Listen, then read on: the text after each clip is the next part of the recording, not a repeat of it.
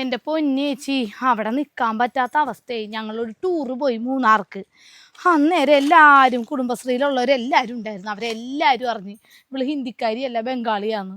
അതിന് ശേഷം കുടുംബശ്രീക്കും പോകാൻ പറ്റാനുള്ള, ഒരു പരിപാടിക്കും പോകാൻ പറ്റാനുള്ള, പുറത്തോട്ടും കൂടി ഇറങ്ങാൻ പറ്റാറില്ല. ആൾക്കാരൊക്കെ കളിയാക്കിയാണ്. അപ്പം ചേട്ടനാ പറഞ്ഞ എന്തായാലും നീ ചേച്ചിയുടെ വീട്ടിൽ പോകാതിരിക്കുകയായിരുന്നില്ലേ, അപ്പം എന്തായാലും ഇവളെയും കൂട്ടി പോയിട്ട് വന്ന്. അതാ ഞാൻ ഇങ്ങോട്ട് വന്നേ. അതിനെന്താണേ, ഈടെ ഞങ്ങൾ 3 പേരല്ലേ ഉള്ളൂ. ആ, നിനക്ക് ഇവിടെ എത്ര നാള് വേണമെങ്കിലും നിൽക്കാല്ല. നീ എൻ്റെ ഇളയച്ചൻ്റെ മോളാണെങ്കിലും നിന്നെ എൻ്റെ സ്വന്തം അനിയത്തിയായിട്ടല്ലേ ഞാൻ കണ്ടിട്ടുള്ളൂ. ആ, അപ്പോൾ നിനക്ക് എത്ര നാളം വേണമെങ്കിലും ഇവിടെ നിൽക്കാം. പിന്നെ പണ്ട് നമ്മൾ വെക്കേഷന് ഇവിടെ വന്ന് നിൽക്കണേക്കെ നിനക്ക് ഓർമ്മയുണ്ടേ? ഓ, എന്നാ സന്തോഷമായിരുന്നല്ലേ. ആ, അത് തന്നെ. ആ ഓർമ്മകളൊക്കെ ഇപ്പോഴും മനസ്സിലുള്ളതുകൊണ്ടാണ് ഞാൻ ഒന്നും ആലോചിക്കാണ്ട് ട്രെയിൻ കയറി ഇങ്ങോട്ട് പോകുന്നത്. പിന്നെ എനിക്ക് ദൂരത്തുള്ളൊരു സ്വന്തക്കാരി എന്ന് പറയാൻ ചേച്ചി മാത്രമേ ഉള്ളൂ. ഇവിടേക്ക് ആകെ മാറിപ്പോയില്ലേ ചേച്ചി. ഞാൻ അവൻ്റെ കല്യാണത്തിന് വന്നാണ് ഇവിടെ അവസാനം. അതെ അതെ. പിന്നെ നിന്നെ വിളിച്ചിട്ട് നീ വന്നില്ലപ്പാ. അത് പിന്നെ ഓരോരോ തിരക്കുകളൊക്കെ ആവുമ്പോൾ അത് പിന്നെ മറന്നു പോകും ചേച്ചി, വന്നതൊക്കെ. പിന്നെ എനിക്കൊരാവശ്യം വന്നപ്പോൾ ഞാൻ ചേച്ചിനെയല്ലേ ഓർത്തത്, അതുകൊണ്ടല്ലേ ഇങ്ങോട്ട് വന്നത്. അപ്പം സ്നേഹം മനസ്സിലായ? നിനക്കിടെ എന്നും വരാം, ഞാൻ ജീവിച്ചിരിക്കുന്നത് വരെ. അത് കഴിഞ്ഞുള്ള കാര്യം എനിക്ക് പറയാൻ പറ്റൂല അല്ല. ഇത്ര ആൾ ഇവിടെ ജീവിച്ചിട്ടേ ചേച്ചിയുടെ ആ സ്ലാങ് അങ്ങോട്ട് മാറിയിട്ടില്ല കേട്ടോ. ഇടക്കൊക്കെ ഒരു കണ്ണൂർ ഭാഷ വരുന്നുണ്ട്. അത് ഇവിടെ എല്ലാവരും പറയാറുണ്ട്. അവനിനി എന്നാ വന്നേ ചേച്ചി? 2 മാസം മുന്നേ വന്നായിരുന്നു, 35 ദിവസത്തെ ലീവിന്. അത് കഴിഞ്ഞ് 20 ദിവസമായപ്പോഴേക്കും അവൻ തിരിച്ചു പോയി. അതെന്താ ചേച്ചി? അത് അല്ലണേ, കൊറേ നേരെ ഞാൻ ശ്രദ്ധിക്കണേ.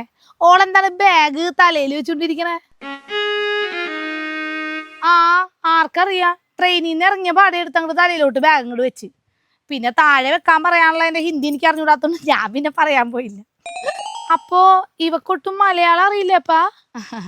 മലയാളം അറിയോന്ന് ചോദിച്ചാൽ അറിയാം, എന്നാ ശരിക്കും അറിയോന്ന് ചോദിച്ചാൽ അറിഞ്ഞൂടാ. ചിലപ്പോൾ നമ്മൾ പറയണേക്കെ മനസ്സിലാവും, ചിലപ്പോൾ പൊട്ടിക്കാളിട്ടോ ഇങ്ങനെ നിൽക്കണതാണ് ഒരു സൈസ് ഇത്.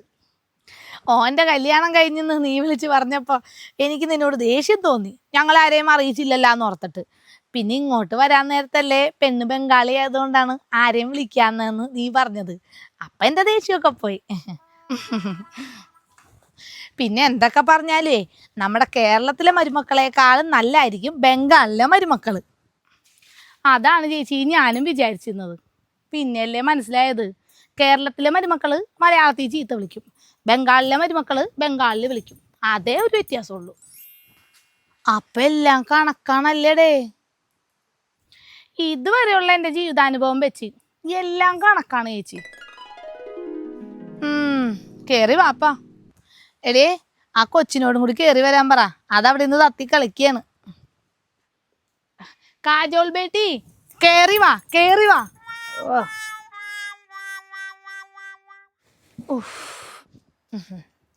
ഇരിക്കണേ, ഞാൻ കുടിക്കാൻ വെള്ളം എടുക്കാം. കുടിക്കാൻ വെള്ളമൊന്നും ഇപ്പോൾ വേണ്ട, എനിക്കൊന്ന് ബാത്റൂമിൽ പോകണം, എന്നിട്ട് മതി. എന്നാ നീ പുറത്തെ ബാത്റൂമിൽ പോ, വാ ഞാൻ കാട്ടിത്തരാം. ആ, കാജോൾ ബേട്ടി, ഞാനേ ബാത്റൂമിൽ പോയിട്ട് വരാം. തലയിലെ ബാഗ് താഴെ വെക്ക്.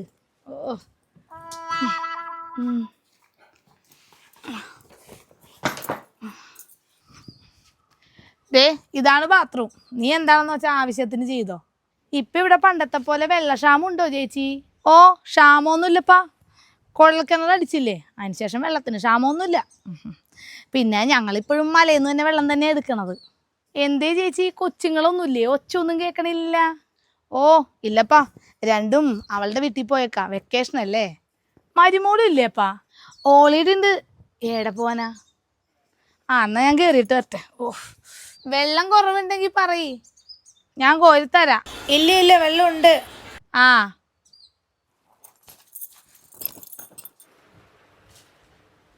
നിങ്ങ ആരാണ്? നിങ്ങൾക്ക് എന്നാ വേണ്ടേ? നമസ്തേ ദീദി. നമസ്തേം കുമസ്തേ ഒന്നും വേണ്ട. ഇവിടെ സാരികളൊന്നുമില്ല.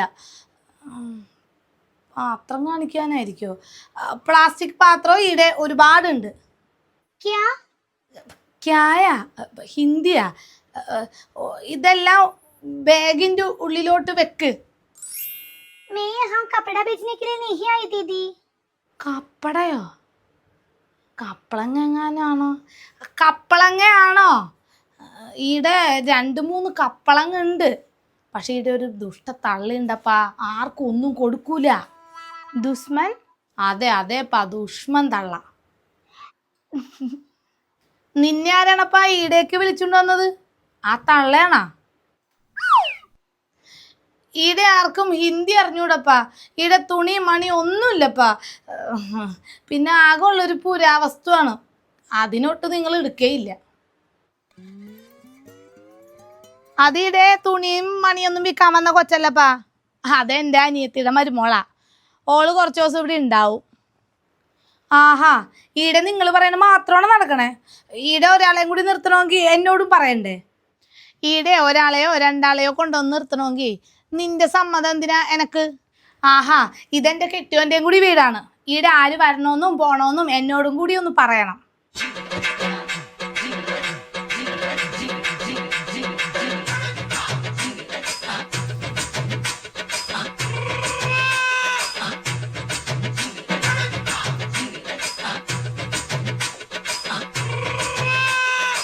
എന്താണ് എന്താണ് ഇവിടെ ഒരു ബഹളം?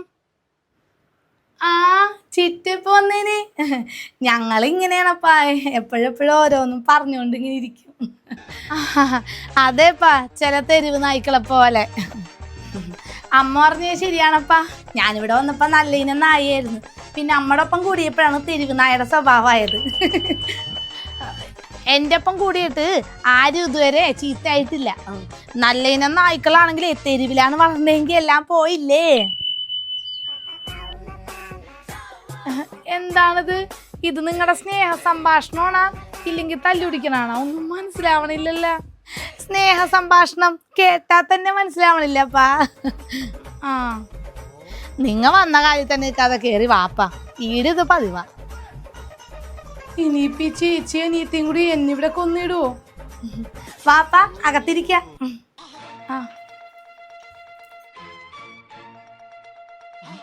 ചേട്ടൻ എന്തി ചേച്ചി? പുള്ളിക്കാരൻ ഇപ്പൊ കിടക്കാൻ മാത്രം ഇവിടെ വരാറുള്ളപ്പാ. സ്വഭാവമൊക്കെ മാറിപ്പോയി, പണ്ടത്തെ ആളല്ലപ്പാ. അതെങ്ങനെയാണപ്പാ? അച്ഛന് സ്വസ്ഥത കൊടുത്താലല്ലേ അച്ഛന് ഇങ്ങോട്ട് വരാൻ പറ്റുള്ളൂ.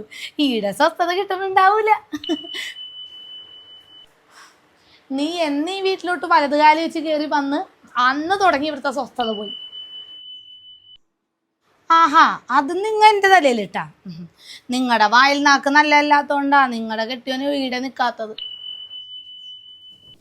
എന്നാ നിന്റെ കെട്ടിയോൻ ദുബായിക്ക് പോയത് നിന്റെ വായിൽ നാക്ക് കൊണ്ടാണോടി?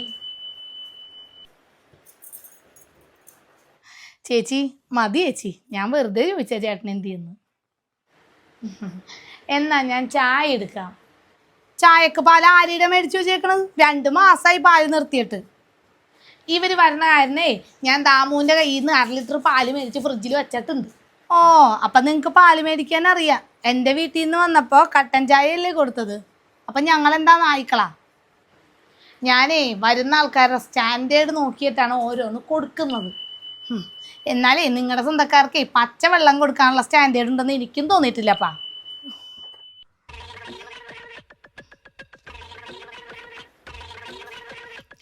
എനിക്ക് ചായ വേണ്ട ചേച്ചി, വെറും വെള്ളം മതി.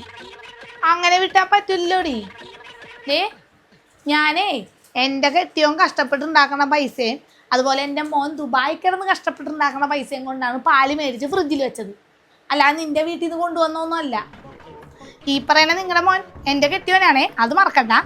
ഓ, ഒരു കെട്ടിയോൻ വന്നേക്കണേ എൻ്റെ മോനായതിനു ശേഷമല്ലേ നിൻ്റെ കെട്ടിയോനായത്. എന്തായാലും കെട്ടിയോനാണേ. ഓ, ഒരു കെട്ടിയോൻ വന്നേക്കണ്. നിന്നെ കെട്ടിയതിന് ശേഷമാണ് അവന് ഇങ്ങനെ വഷളായത്. നല്ല മാണിക്കാത്തൊരു മോനായിരുന്നു. സുലു, നിനക്കറിഞ്ഞൂടെ? ആ, എന്താന്ന്? ഞാൻ കെട്ടുന്നതിന് മുന്നേ ഈ നാട്ടിൽ ഒരു പെണ്ണുങ്ങൾക്കും സ്വസ്ഥമായിട്ട് കിടന്ന് ഉറങ്ങാൻ പറ്റൂലായിരുന്നു ഇയാൾ കാരണം. പിന്നെ ഞാൻ കെട്ടി, അതുകൊണ്ട് അയാൾക്കൊരു കുടുംബജീവിതം കിട്ടി.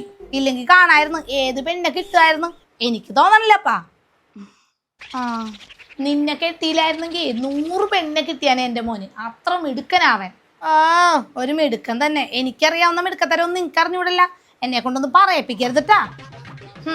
നിന്റെ ഈ വായിൽ നാക്ക് കൊണ്ട് തന്നെയാടി ഈടെ അവൻ വന്നാ നിൽക്കാത്തത്. ഓ അല്ലാണ്ട് പെമ്മക്കൾ ഊറ്റി ഊറ്റി മോന്റെ കാശ് മുഴുവൻ മുക്കിയിട്ട് നിക്കക്കള്ളി ഇല്ലാണ്ട് ദുബായിലോട്ട് പോയതല്ലപ്പാ. എന്റെ പെൺമക്കളെ ഞാൻ ഊട്ടി ഊട്ടി നിൽക്കുന്നുണ്ടെങ്കിലേ അത് അവരെന്നോടും അങ്ങനെ പെരുമാറണോണ്ടാ. അത് ശരിയാപ്പാ, നിങ്ങളുടെ സ്വഭാവമാണ് രണ്ടിനും. എല്ലാരെയും സോപ്പിട്ട് നിൽക്കാൻ അറിയാം. ഓ